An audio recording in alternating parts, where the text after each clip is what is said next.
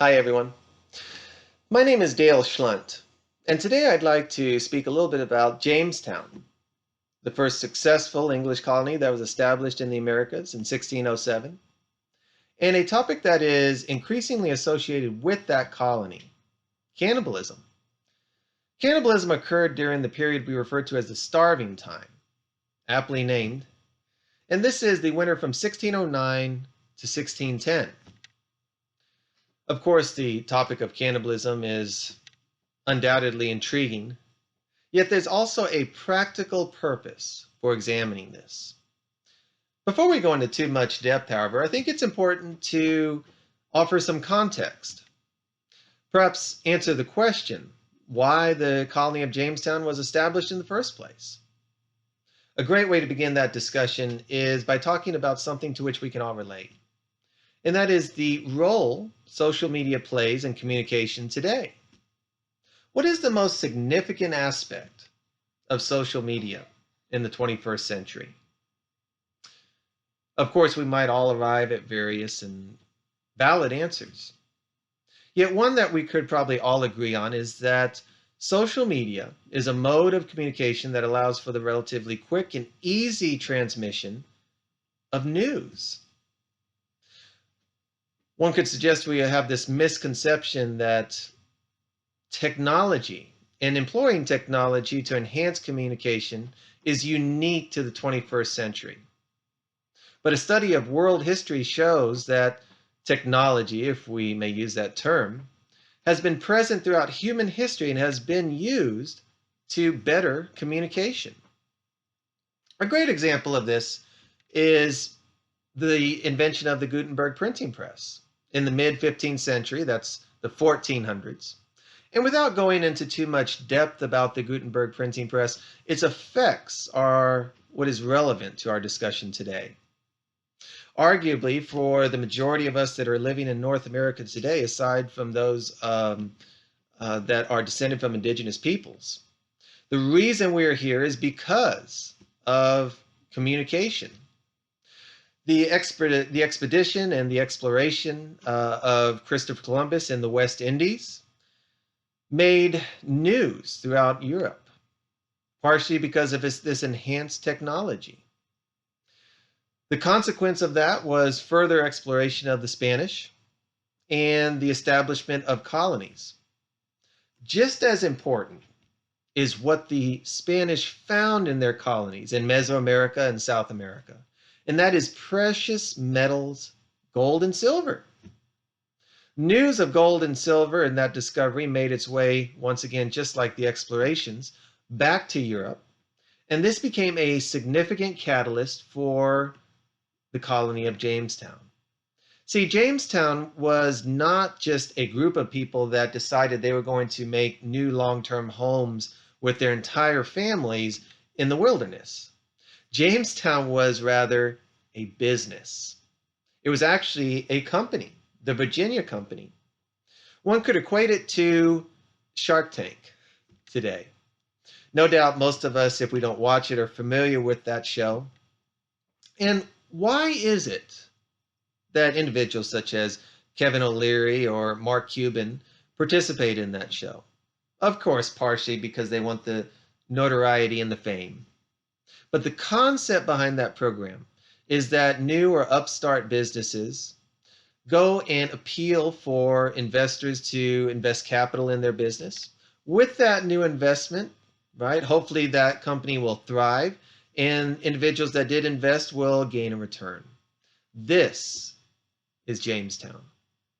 Jamestown, or the Virginia Company rather, was a joint stock company.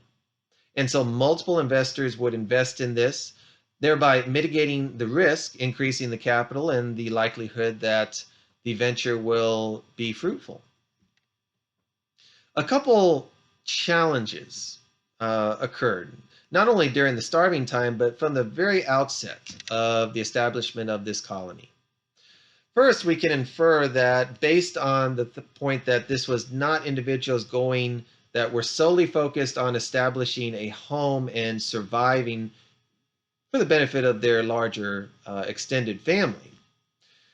that they were there rather to discover, hopefully, what the Spanish discovered in the South. They were ill prepared for the long-term survival. Of course, they wanted to set up a settlement, but their main goal was to search for the company for precious metals such as gold and silver. Long story short, without getting off track, the Chesapeake region where they settled, present-day Virginia, lacks the precious metals that the South had. And so, of course, this became a catalyst for the substitute gold, if you will, the cash crop tobacco, which is for another discussion. But they were ill prepared nonetheless.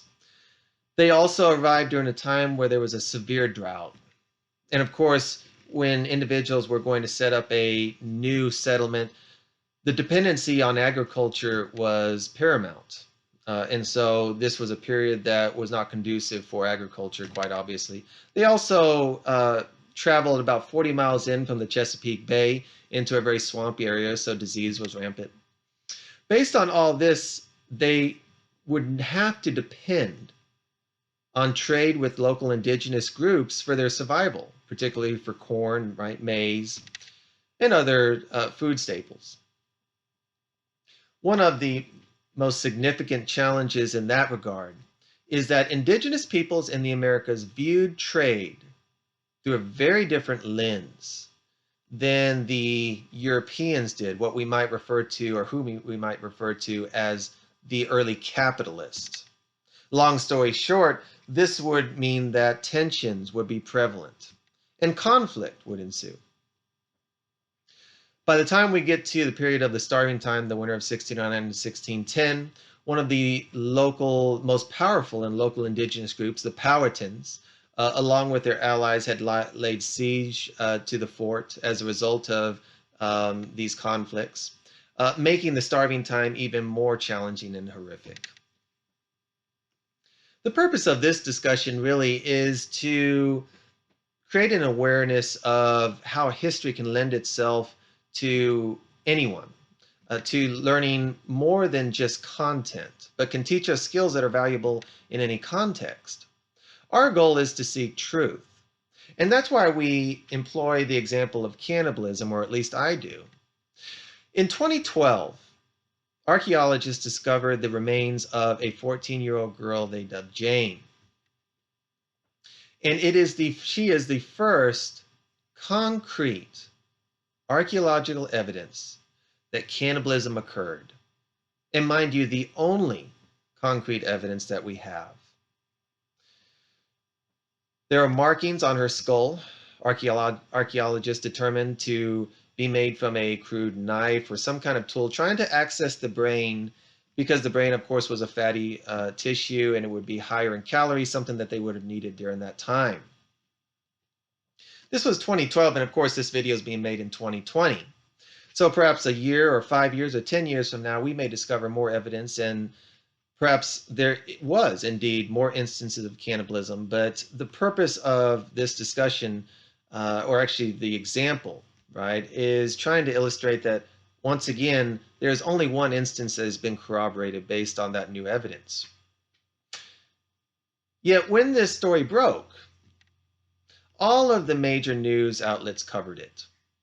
CNN, Fox News, the local news. And they all used very similar titles, which is very interesting. I use the example of the New York Post, and it's a lengthy title, their piece, but the first two words is really all we need to, it's very telling. Quote, cannibal colonists, exclamation mark, close quote. Colonists, plural, being the key takeaway here. And so, of course, they went through and discussed how the findings arose and some of what I just shared with you. And the reader, unfortunately, just like in all the other publications,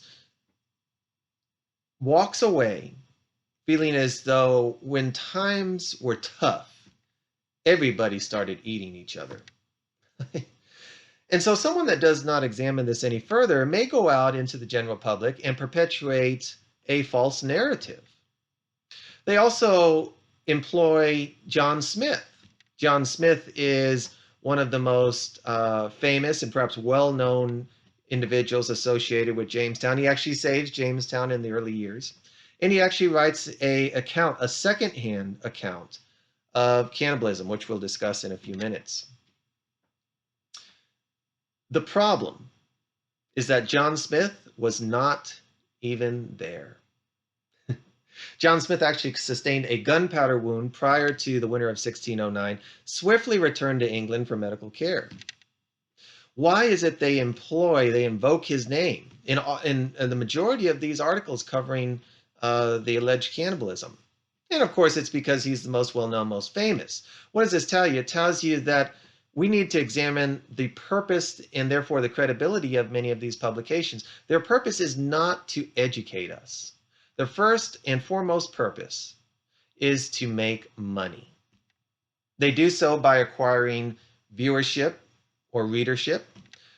The more individuals that go to their site, view their program, the more they can charge for advertisements. You don't necessarily achieve that by giving a factual account.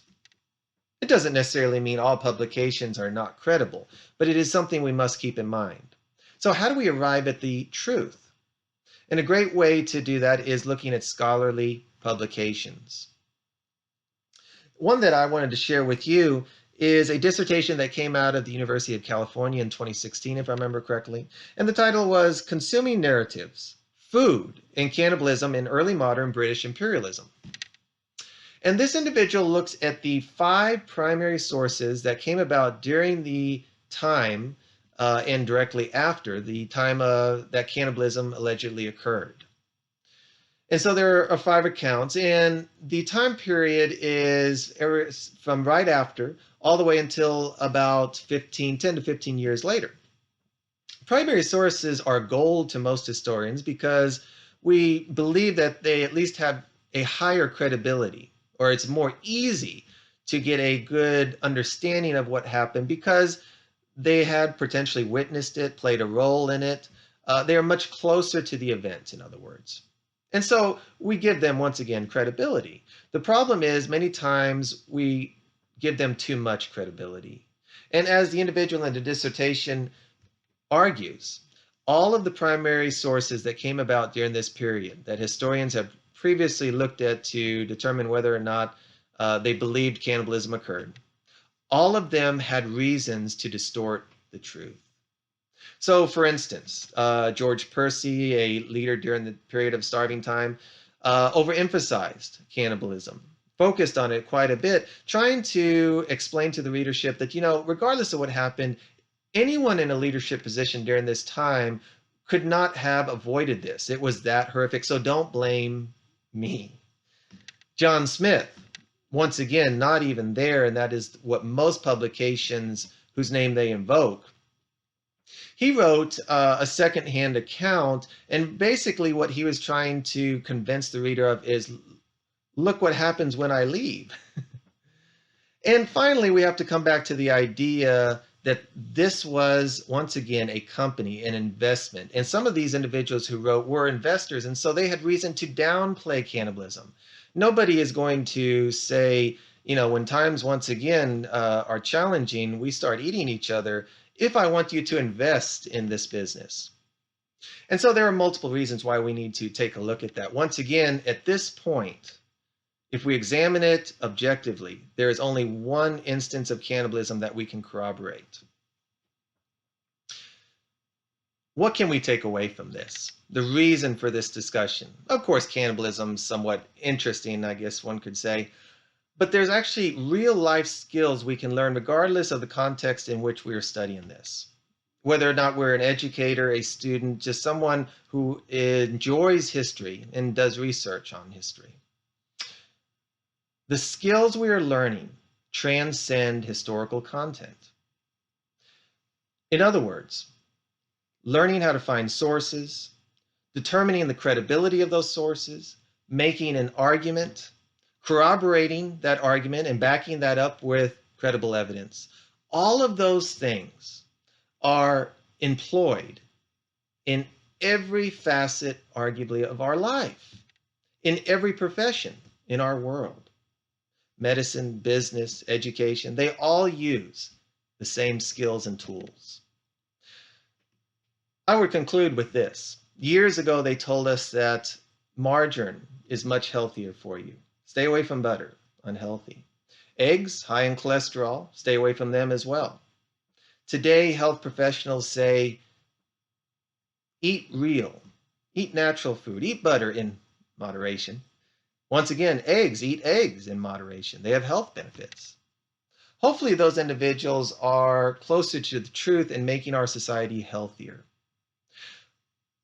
But the tools they use to arrive at those conclusions are the same ones that we use in historical study and research, thereby making history meaningful. Thank you for your time.